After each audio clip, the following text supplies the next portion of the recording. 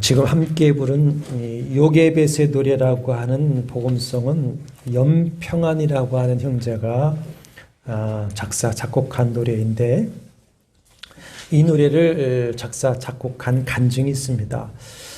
기독교 방송에서 한 짧은 간증을 잠깐 보았는데, 그 가정에 자녀 셋이 있습니다. 첫 아들을 낳고 한 2살 터울인 것 같아요. 두 번째 유산이 되었습니다. 그리고 쌍둥이를 이제 임신했는데 29주 만에 체중 1.5kg의 미숙아로 출생을 하게 됐습니다. 출생 때부터 두 아이 모두 뇌출혈이 있고, 한 아이는 폐가 덜 발달되어서 폐색증과 무호흡증으로 신생아 중환자실에서 45일을 입원했다고 합니다. 약한 이 쌍둥이에게 부모가 전념하다 보니까 2살인가 3살 터울인 것 같은데, 첫 아들이 분리불안증으로 초등학교 들어갈 때까지 힘들어했다고 합니다. 부모이지만 아무것도 해줄 수 없는 한계를 느끼는 중에 모세의 출생과 요게벳에 관한 말씀을 대하게 되었고, 요게벳의 심정을 가지고 하나님만이 이 아이들의 참 보호자요, 인생의 참 주관자가 될 수밖에 없구나 하는 마음으로 요게벳처럼 아이들을 하나님께 맡기면서 이 곡을 작시 작곡하게 되었다 합니다. 다행히 이 세 아이 다 지금 10대 아이로서 건강하게 잘 자라고 있다고 합니다. 오늘 어린이 주일을 맞이해서 시편 127편 3절, 보라 자식들은 여호와의 기업이요 태의 열매는 그의 상급이로다 하신 말씀대로 우리에게 복으로 주신 자녀 손들을 하나님께 맡기고 축복하는 시간이 되기를 원합니다. 누구나 처음 부모가 될 때에는 무면허 부모이지 않습니까? 부모 노릇을 미리 훈련받고 자격증 따서 부모가 된 것이 아니라 젊은 나이에 사랑해서 결혼하고 아이를 낳고 보니 부모가 되어 자식을 키웠습니다. 무면허 부모이다 보니까 자식 키울 때에 미숙하고 또 부족하고 아쉬운 점이 참 많습니다. 자식들을 생각하면 참 감사하기도 하고 너무 미안하기도 하고 많은 회한이 겹치죠. 그리고 여전히 자식들의 미래에 대한 염려가 많고, 한편으로서는 부모로서의 한계를 느끼며 안타까운 마음으로 살아가게 됩니다. 그러면 어떻게 해야 될까요? 그냥 바라보기만 해야 할까요? 지금이라도 무엇을 할 수 있고 해줄 수 있겠습니까? 오늘 이 문제에 대한 주님의 말씀을 모세의 출생 이야기를 통해서 들어보는 시간을 갖기를 원합니다. 인간의 이성이나 지혜로 설명할 수 없는 초자연적 사건이 일어날 때 우리는 그것을 기적이라고 합니다. 그러나 기적이라고 하는 말보다는 섭리라고 말하는 것이 더 성경적이죠. 섭리라고 하는 것은 하나님께서 창조하신 모든 피조물을 보존하시고 그 모든 것이 하나님의 선하신 뜻대로 되어지도록 그 모든 것에 협력하시고 모든 것을 통치하시는 하나님의 주권적 사역을 가리켜서 섭리하십니다. 섭리다 이렇게 말합니다. 오늘 본문은 이스라엘 민족 해방자인 모세가 출생하여 성장하는 과정이 기록되어 있는데 그야말로 기적적인 사건이라 할 수 있습니다. 그러나 더 정확한 것은 하나님의 하신 일, 섭리하심인 것이죠. 모세의 이야기는 정말 하나님이 하신 일이라고밖에 설명할 수밖에 없습니다. 그러나 하나님이 하신다고 해서 사람이 아무것도 하지 않는다는 것이 아니죠. 특히 하나님의 구원의 역사, 하나님의 복의 역사는 하나님에게 믿음으로 반응하는 그 믿음의 사람을 통해서 하나님은 역사를 이루어 가시는 것입니다. 그것을 보여주시는 것이 모세의 부모, 특히 어머니 요게벳의 믿음입니다. 우리가 읽은 히브리서 11장 23절에서는 믿음으로 모세가 났을 때 그 부모가 이렇게 했다 말씀을 했죠. 그러나 출애굽기 2장 1절에서 10절의 본문에서는 우리말에는 볼 수가 없지만 원어를 쭉 읽어보니까 모두가 여성 동사입니다. 여성 동사. 그것은 특히 부모 중에 누가 했다는 겁니까? 어머니.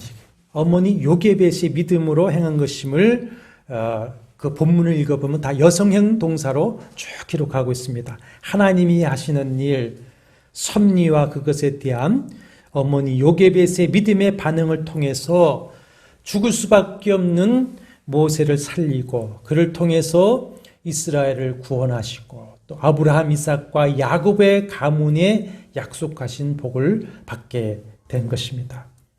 1장을 통해서 당시 역사적 배경을 간략하게 정리하면 이렇습니다. 세계에 불어닥친 대가뭄 때에 야곱과 그의 자녀들은 요셉이 총리로 있는 애굽으로 이주를 했습니다. 그것도 하나님께서 요셉을 살리시고 애굽의 총리로 세워서 대가뭄을 미리 준비하게 하신 섭리가 앞서 있었죠.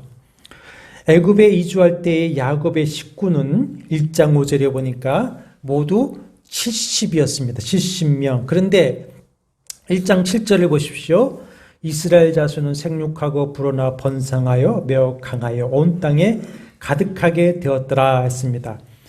그리고 430년 만에 출애굽할 때의 인구수는 물론 그 인구수에는 개종한 이방인까지 포함되어 있습니다. 허다한 무리가 개종했죠. 그렇지만 그때 싸울 수 있는 장정이 몇이었습니까? 60만. 그래서 약 200만 명을 봅니다. 이것은 그야말로 하나님께서 심히 창대하게 하신 역사인데 사도행전 6장 17절에 보면 스데반이 죽기 전에 성령으로 충만해가지고 설교한 내용 중에 하나님이 아브라함에게 약속하신 때가 가까움에 이스라엘 백성이 애굽에서 번성하여 많아졌다 이렇게 선포합니다. 그들의 조상 아브라함에게 내가 내게 큰 복을 주고 내 씨가 크게 번성하여 하늘의 별과 같고 바다의 모래와 같게 하리라 하신 약속의 말씀을 성취하기 위해서 이렇게 다산의 복을 주신 것이죠.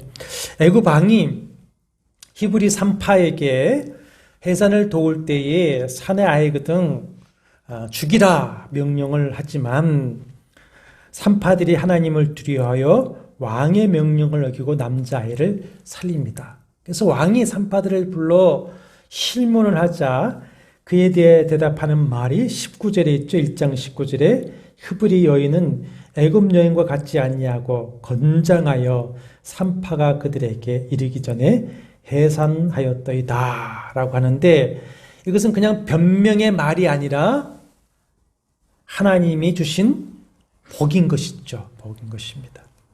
그리고 아브라함에게 언약하신 대로 그 후손에게 가나안을 주실 때가 되어서 이제 번성하게 하신 것입니다. 근데 그 시절에 애굽의 왕조가 바뀝니다. 요셉 시대에는 같은 셈족의 힉소스 왕조가 애굽을 통치하고 있었습니다. 근데 애굽의 순수 혈통이 다시 일어나서 이방족 속인 힉소스 왕조를 몰아내고 또 강력한 애굽 왕조를 부활시켰습니다. 역사의 제18왕조인데 그 아모스라고 하는 왕에 의해서 18왕조가 세워졌고 1장에 지금 히브리 민족을 말살하려고 했던 왕은 18왕조 세 번째 왕인 투투모세 1세입니다. 투투모세 1세.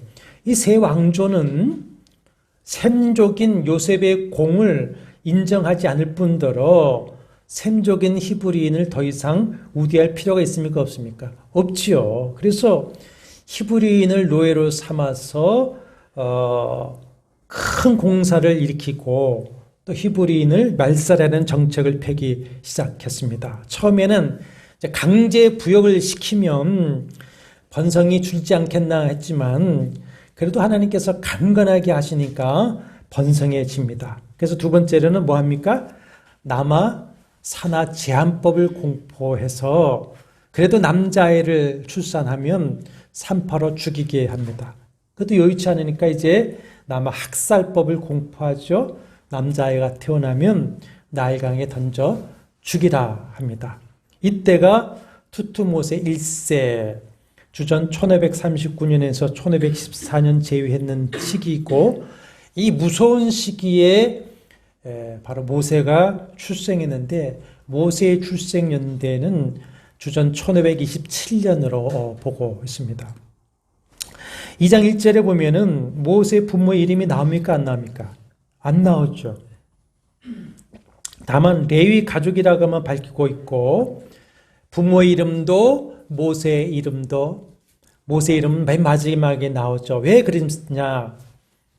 하나님이 하신 일에 대한 그 메시지에 집중하게 하기 위함이었습니다. 우리가 성경을 읽고 해석할 때에 사람에게 자꾸만 집중하는데 사람 중심이 아니라 누구 중심이어야 됩니까? 하나님 중심이어야 됩니다. 이런 훌륭한 사람이 이런 일을 했다가 아니라 하나님이 이렇게 하셨다. 하나님이 이런 일을 주셨다. 이렇게 되어야 되는 것이죠. 그러나 이제 6장 2절에 가면 모세의 부모의 이름을 밝히는데 레위 족보를 통해서 모세의 부모를 밝히는데 레위 후손인 아므람이라는 사람이 아버지의 누이 요게벳을 아내로 맞아서 아론과 모세를 낳았다 그랬습니다. 그 당시는 이제 근친혼 시대에 있죠. 근데 모세가 출생했을 때에는 이미 형 아론이 있었고 아론은 3살 위로 보고 누나 미디암이 있었는데 미디암은 한 14, 5세로 추정을 하고 있습니다. 그러니까 남아 살해법은 형 아론이 태어난 직후에 선포된 것이죠. 그 엄혹한 시기에 아들을 낳았습니다. 아들을 낳았지만 기뻐할 수 없는 상황이 되었습니다. 왕의 명령대로라면 나일강에 던져 죽여야 했습니다. 그렇다고 명령을 어기면 가족 전체가 죽임을 당할 것입니다. 그러나 아이의 부모는 아기를 나일강에 던져 죽이지 않고 살리기로 작정하고 석 달 동안 그를 숨겨 키웁니다. 아이의 부모가 아기를 그렇게 한 원동력에 대해서 2절에 말씀을 하고 있습니다. 2절 보십시오. 다시 그 여자가 임신하여 아들을 낳으니 그가 잘생긴 것을 보고 석 달 동안 그를 숨겼다 했는데 아기가 잘생긴 것이 원인입니까? 그러면 다른 부모 애들은 못생겨서 죽여야 했겠습니까? 아니 자기 배에서 난 새끼가 안 이쁜 놈이 어디 있고 안 생긴 놈이 어디 있겠습니까? 저희 어머니도 어렸을 때 세상에 제가 제일 잘생겼다고 그랬습니다. 해와 같다고 그랬어요. 해와 같다. 이에 대해서 히브리서 11장에 말씀해 주시고 있는데 히브리서 11장 23절 믿음으로 모세가 났을 때에 그 부모가 아름다운 아이임을 보고 석 달 동안 숨겨 왕의 명령을 무소하지 아니하였으며 그랬습니다. 무엇으로 했습니까? 믿음으로, 하나님에 대한 믿음으로 그렇게 했다고 그랬어요. 여기 이제 히브리서 11장 23절을 다시 찾아보시면 모세의 부모가 믿음으로 한 행위에 대해서 말씀을 하고 있습니다. 히브리서 23절에 보면 첫째, 믿음으로 모세가 났을 때에 그 부모가 아름다운 아이임을 보았다. 아까 출애굽기 2장 2절에서는 그가 잘생긴 것을 보았다 그랬습니다. 이 말은 단순하게 아이가 잘생겼다, 아름답다, 그래서 죽이기가 너무 아까워서 살렸다, 그런 말이 아닙니다. 잘생겼다라고 하는 히브리어 단어 토브는 우리가 좋다, 아름답다 이런 뜻으로 평범하게 해석을 하는데 그 토브에는 존귀하다, 보배롭다 또는 중요한 단어가 하나 있습니다. 합당하다 이런 의미를 갖추고 있습니다. 히브리서 11장 23절에 아름다운이라고 한 헬라어는 아름답다, 그 다음에 받으실 만하다, 만족스럽다 그랬습니다. 또 보았다고 그랬거든요. 잘생긴 것을, 아름다운 것을 보았다 했는데 그 보았다라고 하는 히브리 단어는 단순히 눈으로 보는 것뿐만 아니라 알았다, 깨달았던 겁니다. 그냥 본 게 아닙니다. 알고 깨달았다는 의미를 가지고 있어요. 그러면 모세의 부모, 특히 어머니 요게벳이 아이에게서 어떤 남다른 아름다움을 보았다는 것이죠. 그 남다른 아름다움이 무엇이냐는 것입니다. 어떤 아름다움이냐? 그 답이 사도행전 7장 20절에 있습니다. 사도행전 7장 20절을 찾으면서 들어보십시오.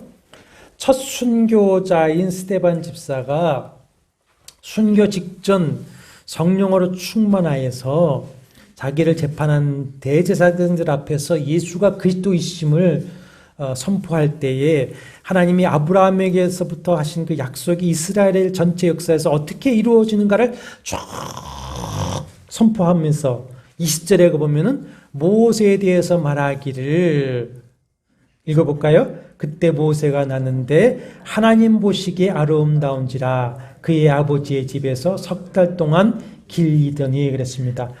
자, 아름답다는데 답은 누구 보시기에 아름답다? 하나님 보시기에 아름답다.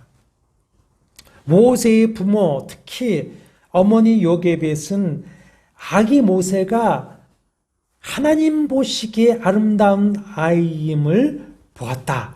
그러면 어떻게 보았다는 겁니까? 히브리서 11장에서 뭐로? 믿음으로 보았다. 믿음으로 보았다. 이것은 세례 요한이나 예수의 탄생 시에 천사들을 통해 예고한 것을 그 부모들이 믿었던 것과 똑같습니다.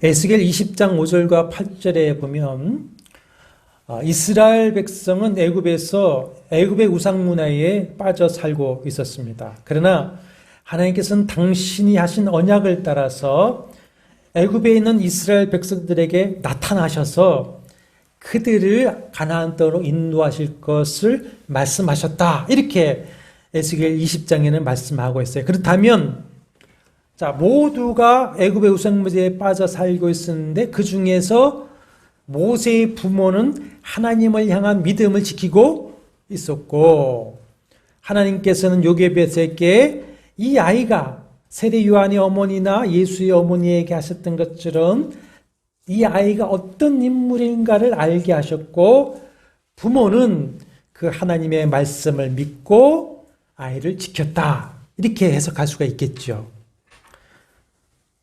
사람의 보기에 잘생긴 사람, 아름다운 사람이 아니라 누구 보시기에? 하나님 보시기에 아름다운 사람이라는 것인데 그럼 왜 모세가 하나님 보시기에 아름다운 사람인가? 히브리서 11장 24절 26절에 그걸 말씀하고 있죠. 모세는 믿음의 사람이었다. 믿음으로 세상의 즐거움보다는 하나님의 백성들과 함께 고난받기를 좋아하고 믿음으로 세상의 부귀영화보다는 그리스도의 고난받기를 좋아했고 믿음으로 하나님이 주실 상을 바라보았다. 그래서 모세는 하나님 보시기에 아름다운 사람이다. 저와 우리의 모든 자녀들이 하나님의 아름다운 사람이 되기를 축복합니다. 둘째로 모세의 부모는 믿음으로 왕의 명령을 두려워하지 않고 아이를 석 달 동안 숨겨 키웠습니다. 왕의 명령을 어기고 남자아이를 나일강에 던져 죽이지 않고 살려두고 있다는 것이 발각되면 가족 모두는 어떻게 될 겁니까? 죽임당할 겁니다. 그러나 모세의 부모는 하늘의 왕 하나님을 믿었기 때문에 세상의 왕을 두려워하지 아니하고 아이를 살렸습니다. 모세의 부모는 이 세상 통치자를 바라본 것이 아니라 누구를 바라보았습니까? 하늘의 보좌에서 세상을 주관하고 통치하시는 하나님을 바라보고 믿었던 것이죠. 그 하나님을 신뢰하여서 세상 왕에 대한 두려움을 이기고 하나님의 뜻에 충성할 수 있었던 것입니다. 우리가 요한계시록을 몇 시간 강론하면서 일괄되게 받은 메시지가 있지 않습니까? 세상에서는 세상의 임금이 짐승들이 사탄의 세력이 다스리는 것 같지만 누가 다스리신다? 하늘에 하나님이 다스리신다.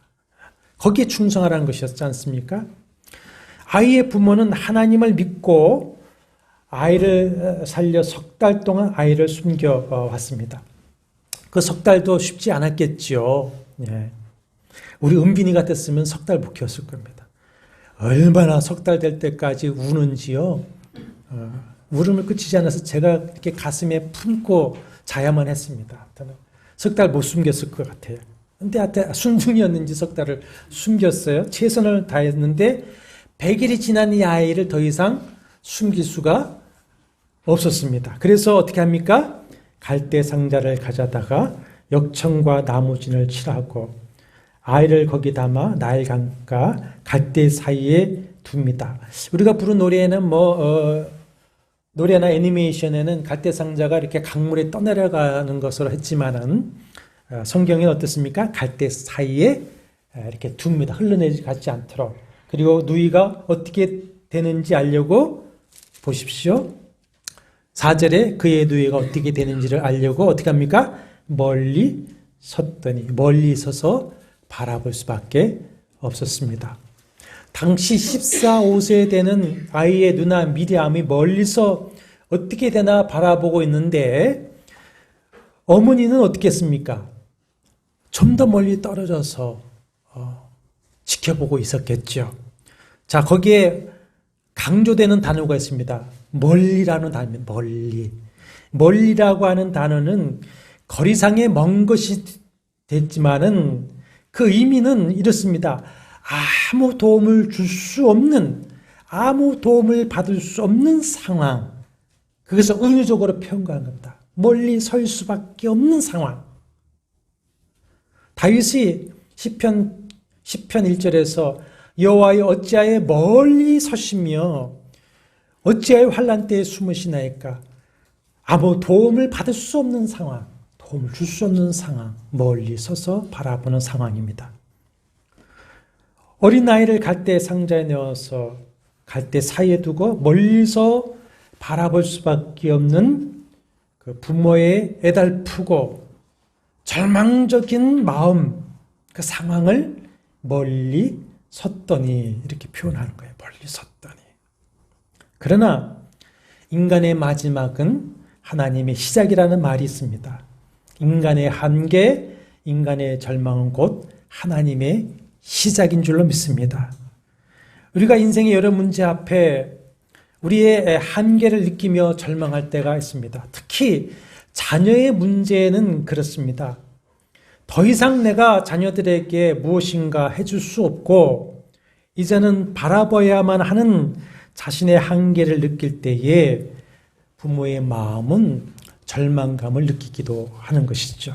그러나 그런 한계를 깨닫고 마음이 무거워지며 절망하는 순간이 빠르면 빠를수록 좋은 것 같습니다. 왜 그러냐? 인간은 자신에게 절망할 때에만이 비로소 누구에게 나옵니까? 하나님에게 나옵니다.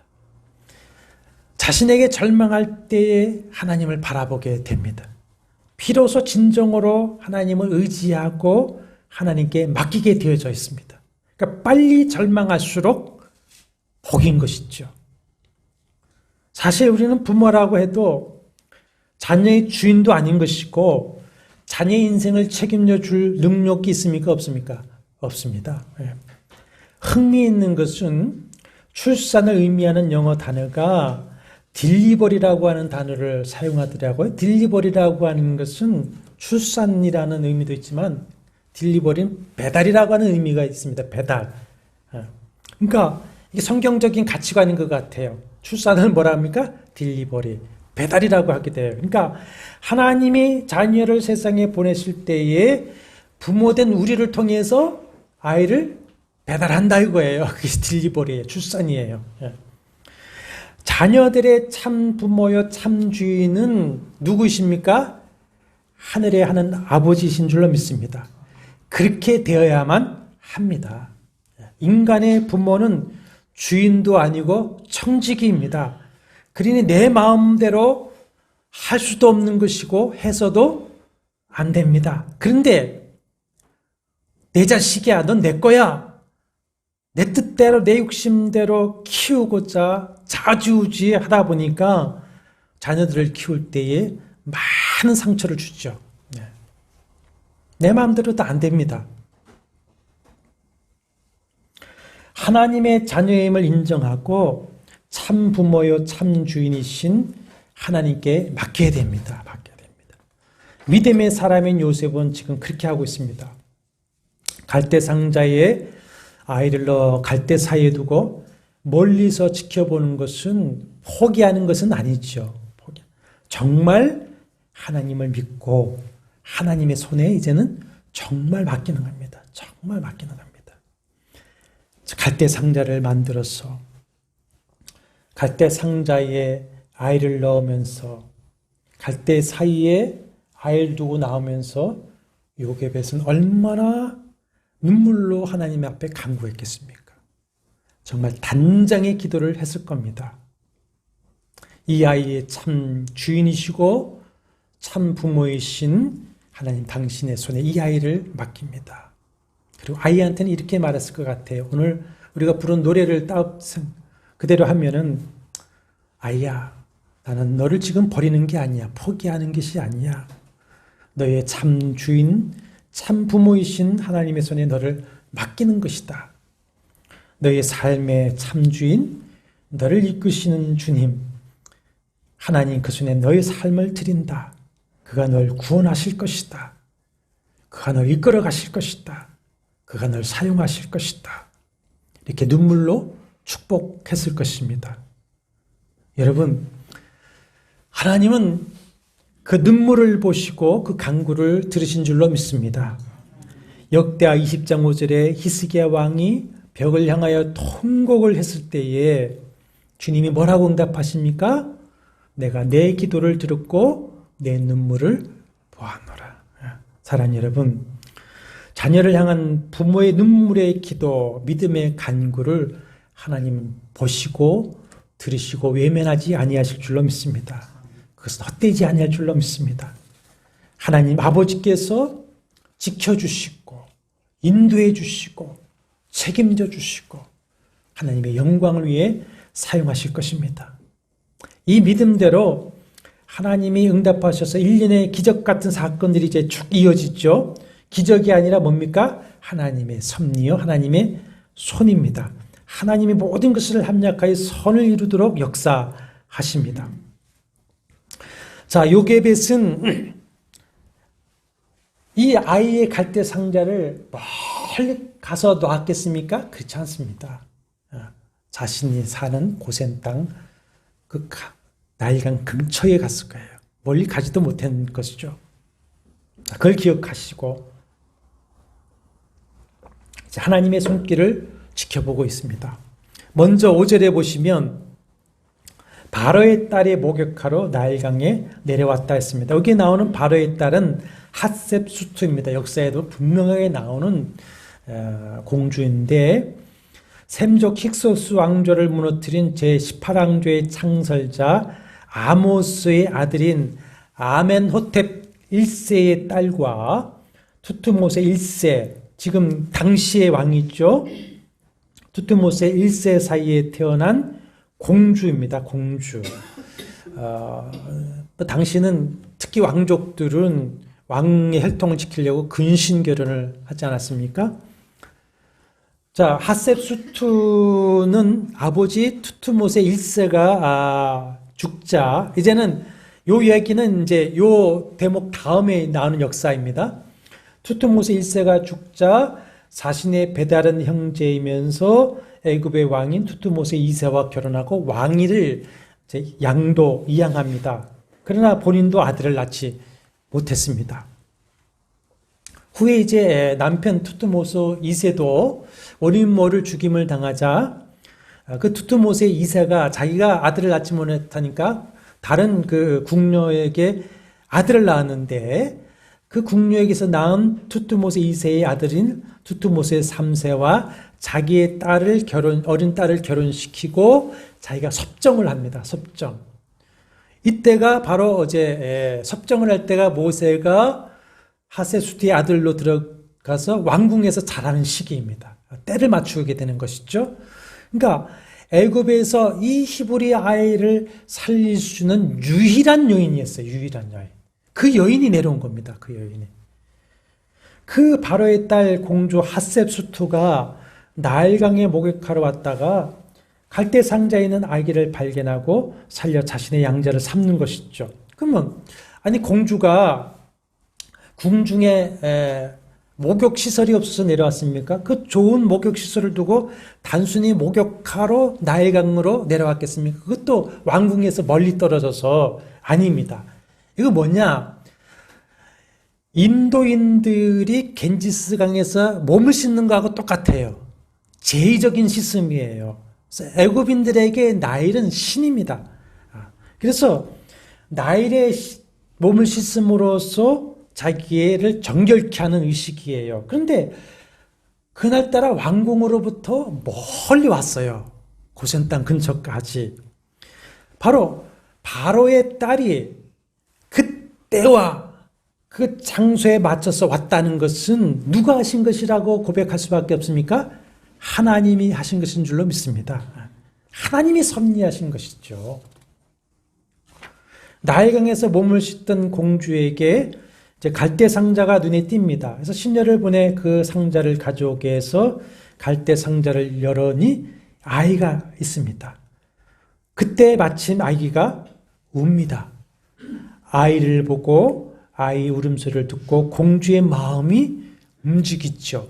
히브리 아이인 줄 알면서도 어떤 마음이 생깁니까? 불쌍히 여기는 마음이 생깁니다. 상자가 열리고 아기가 우는 순간 하나님께서 바로의 공주의 마음에 잠자고 있던 모생의 본능을 흔들어 깨웠다고 밖에 할 수가 없습니다. 이때 멀리 서서 지켜보고 있던 아이의 누이 미리암이 등장하죠. 7절입니다. 내가 가서 당신을 위하여 히브리 여인 중에 유모를 불러다가 이 아이에게 젖을 먹이게 하리까. 자, 왕의 명령을 어기면서 히브리 아이의 유모가 되어줄 애굽 여인이 있겠습니까? 없죠. 또 한편으로는 당시 애굽 사람은 유목민인 유대인들을 히브리인을 부정하게 여겼습니다. 그래서 저 멀리 고센 땅에 살게 한 거예요. 그러니 그 히브리 아이에게 젖을 물리고 양육할 애굽 여인은 있을 수 없습니다. 그러니까 공주가 미리암이 히브리 유모를 불러오리까 하니까 흔쾌하게 받아들이죠. 그래서 미리암이 이내 아이의 어머니, 자기 어머니를 불러옵니다. 그러자 공주가 핫셉수트가 이 아이를 데려다가 나를 위하여 젖을 먹이라, 내가 그 삭을 주리라 하여서 아이의 어머니인 요셉이 아이를 데려다가 젖을 먹이게 됩니다. 이렇게 해서 모세의 엄마는 남자아이는 태어나면 다 죽임을 당한 상황에서 오히려 절대 권력자의 인정과 보호를 받으면서 더군다나 뭘 받습니까? 양육비까지 받으면서 당당하게 아기를 키우게 되는 것이죠.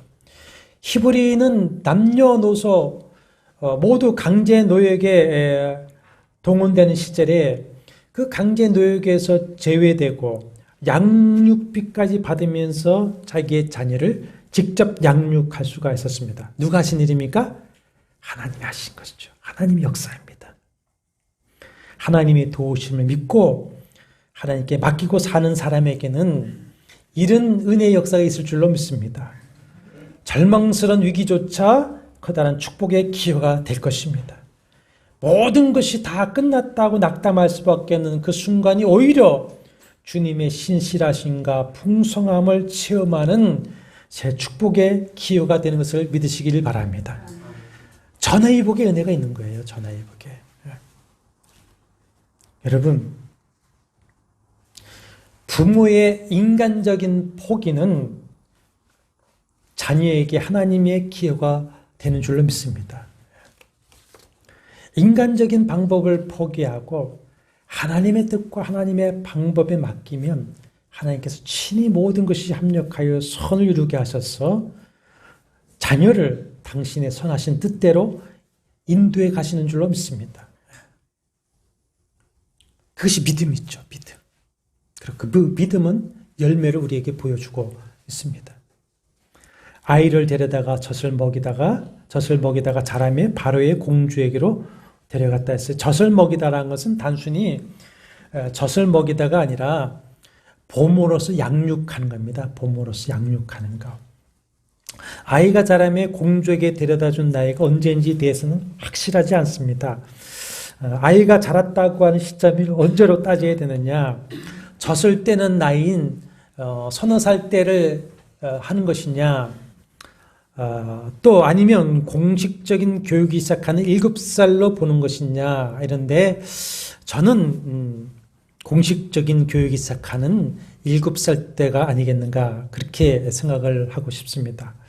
하여튼 아이의 부모는 적게는 3, 4년, 많게는 7살이 되도록 아이를 데리고 양육했는데 이 기간에 모세의 부모는 모세에게 무엇을 심어주었겠습니까? 여호와의 신앙, 히브리 민족의식, 선민의식을 심어주지 않았겠습니까? 그 아이를 낳고 얼마나 하나님께 기도했겠습니까? 그리고 그의 출생에서 하나님이 보여주신 것들, 하나님 보시기에 아름다운 아이였다고 하는 것을 어떻게 너를 살리셨으며 하나님 어떻게 사용하기를 원하신다고 하는 것, 아브라함의 언약을 가리키고 믿음을 심어 주었을 것입니다. 그렇기 때문에 11절에 가면은 모세가 장성한 후에 자기 형제들을 돌보려고 나섰던 것이죠. 사도행전 7장 23절에서는 나이 40이 되매 그 형제 이스라엘 자손을 돌아볼 생각이 나더니 했습니다. 이것은 바로 믿음의 어머니 요게벳이 믿음으로 양육한 것이 이제 열매를 맺게 되는 것입니다. 물론 왕궁에 들어가서 40세가 되기까지 30여 년 동안 그 신앙이 나타나지 않았을 수도 있습니다. 그러나 하나님의 섭리는 뭡니까?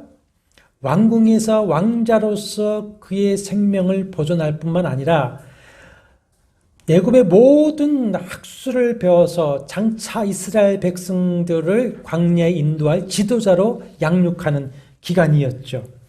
그 30여 년 동안 어쩌면 세상인 애굽의 궁정과 세상 애굽의 문화에 빠져서 여호와의 신앙을 잊어버리고 살았을 수도 있습니다.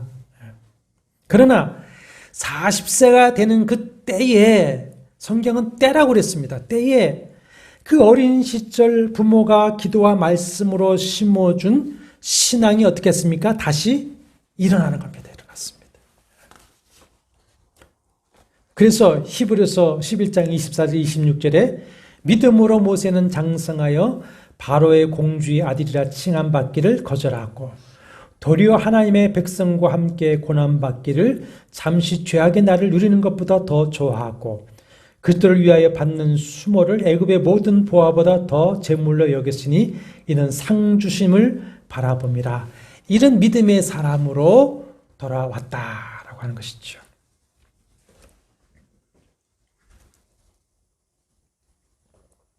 우리 자녀 중에는 이제 머리가 컸다고요. 부모의 말을 순종하지 않고 어렸을 때는 그저 부모의 말에 순종하고 따라서 교회에 다니고 신앙생활을 하다가 컸다고 신앙생활 신실하지 않게 하고 주님을 멀리하는 자녀들이 많이 있습니다. 하나님 뜻대로 살지 않고 세상에 나가서 살고 있는 자녀들을 볼 때 마음이 매우 아픕니다. 그러나 그 자녀들을 어렸을 때 우리가 말씀과 기도로 키웠던 것은 반드시 열매 맺을 날이 올 줄로 믿으시기를 바랍니다. 그러므로 지금도 우리가 낙심하고 포기하지 말고 어떻게 됩니까?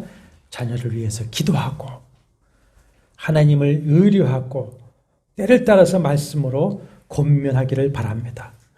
때가 되면 반드시 열매 맺게 될 줄로 믿습니다. 또 하나, 잠언서 20장 7절에 의인의 후손에게 복이 있느니라 하셨고요. 시편 37편 25절 26절 말씀에 내가 어려서부터 늙기까지 의인이 버림을 당하거나 그의 자손이 걸식함을 보지 못하였도다. 그는 종일토록 은혜를 베풀고 구워주니 그의 자손이 복을 받는도다 말씀을 하셨습니다. 이 하나님의 신실하심을 믿으시고 믿음으로 살아가시기를 바랍니다. 약한 자녀, 지금은 바라볼 수밖에 없는 자녀, 내가 아무것도 더 이상 해줄 수 없는 자녀를 위해서 하나님께 눈물로 많이 기도할 수 있게 되기를 바랍니다. 하나님의 손에 맡기십시오. 내 손보다는 하나님의 손이 더 낫지 않습니까? 그리고 나는 하나님께 충성을 심고 사람에게 선과 사랑을 심는 겁니다. 그러면 하나님께서 내 자녀의 참 주인, 참 부모가 되셔서 모세에게 하셨던 것처럼 살리시고 그 일생을 때를 따라 섭리하셔서 책임져 주실 줄로 믿습니다. 우리는 먼저 가더라도 여전히 하나님은 살아계셔서 우리 자녀의 누가 되십니까? 주인이 되시고 참 부모가 되어 주실 줄로 믿습니다. 사랑하는 여러분, 오늘 어린이 주일을 맞이하여 시작하여서 가정의 달인 5월을 맞이했는데 사랑하는 우리 한마음 가정, 모든 가정에 주의 행복이 임하기를 바랍니다. 무엇보다도 신앙 부흥의 역사가 일어나기를 축원합니다. 이를 위해서 요게벳의 갈대 상자를 기억하시면서 자녀들을 하나님께 의탁하고 기도하시기를 바랍니다. 우리의 믿음의 기도와 행함은 자녀를 살리는 하나님의 손이 될 줄로 믿습니다. 오늘 말씀 붙들고 요게벳이 한 것처럼 우리의 자녀들을 하나님의 방주에 실어 하나님의 손에 의탁하오니 주여 우리의 자녀들의 참주인 참부모가 되어 주시옵소서. 우리 자녀들을 하나님께 맡기며 축복하고 기도하겠습니다. 주님, 요게벳처럼 하나님의 방주에 우리의 자녀를 실어 하나님의 손에 의탁을 드립니다. 주님, 우리 아이들의 주인이 되어 주시옵소서. 참 부모가 되어 주시옵소서. 그들의 삶을 인도하시고 주님, 어렵고 힘든 삶이 있을 때 건져주시고 주님의 영광을 위해서 사용하여 주옵소서.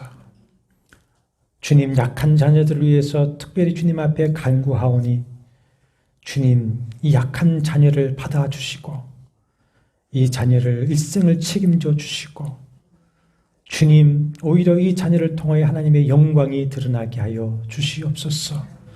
저희들 이제 오늘 말씀처럼 우리의 부모됨을 포기하고 주님께 맡기오니 우리의 자녀를 받아주시옵시고 인도하여 주시옵소서.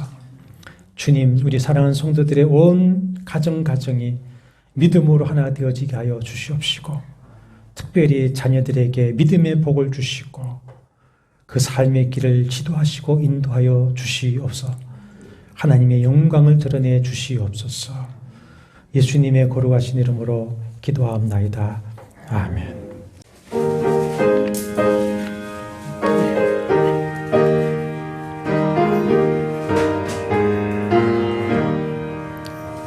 선한 목자 되신 우리 주 항상 인도하시고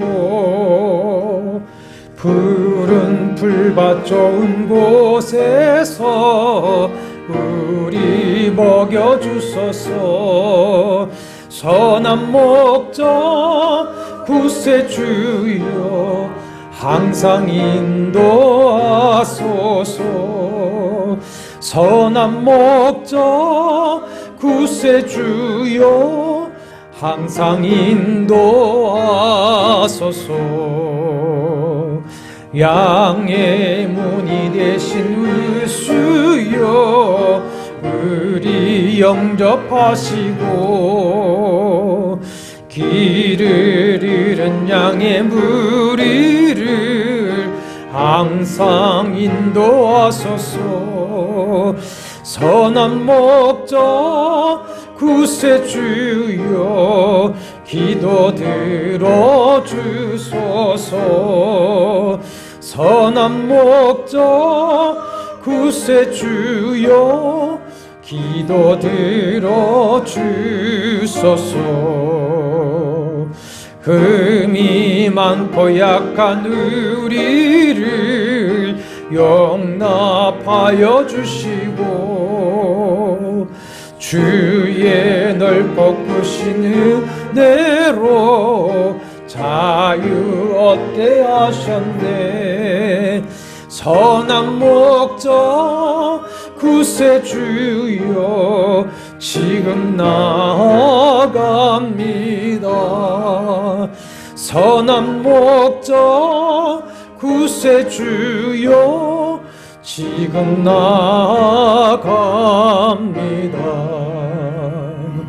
일찍 주의 뜻을 따라서 살아가게 하시고 주의 크신 사랑 베푸사 따라가게 하소서.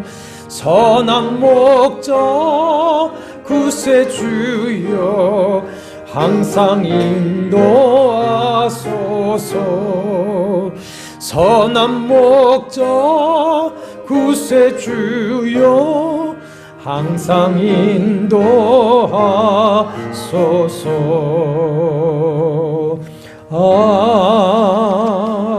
아멘.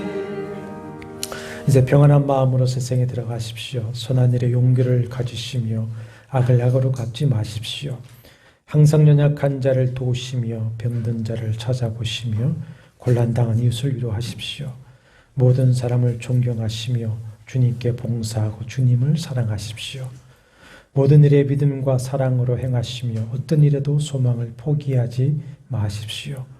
그리고 거룩한 성령께 순종하며 기쁨과 감사의 생활을 해 나가십시오. 우리 하나님 아버지는 여러분을 항상 도와주실 것입니다. 주 예수 그리스도의 은혜와 하나님의 사랑과 성령의 교통하심이 너희 무리와 함께 있을지어다. 아멘.